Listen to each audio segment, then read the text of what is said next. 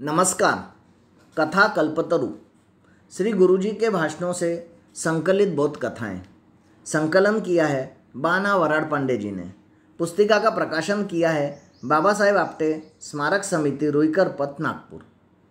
परम पूज्य श्री गुरुजी सार्वजनिक भाषणों में संघ स्वयंसेवकों के सम्मुख बौद्धिक में अनेक छोटी छोटी बोधप्रद कथाओं द्वारा विषय को सरल बनाकर समझाते थे। इन्हीं कथाओं पर आधारित यह पुस्तिका है। आज की जो कथा है, अनुशासन से शक्ति अनेक गुना बढ़ती है।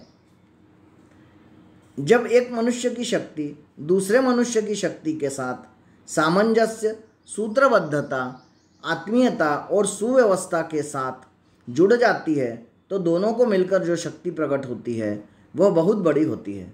इन्हीं को एक शब्द में हमने अनुशासन कहा है। बुद्धि का एक लक्ष्य पर रहना, स्थिर रहना, इसके द्वारा नियंत्रित मन में एक ही श्रेष्ठ भाव जागृत होना और दूसरे के साथ मिलकर सूत्रबद्धता में शारीरिक क्रिया करना, इन तीनों के सामंजस्य को ही हमने अनुशासन कहा है। मान लो एक मनुष्य में एक मन का बोझ उठाने की क्षमता है, दूसरा भी एक मन उठा सकता है।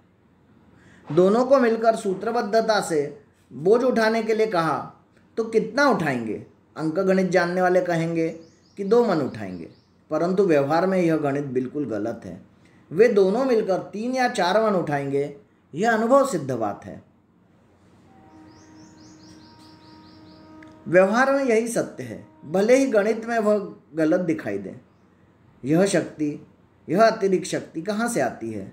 वह दोनों के संयोग से आती है। संयोग शक्ति का गणित किसी को पता नहीं।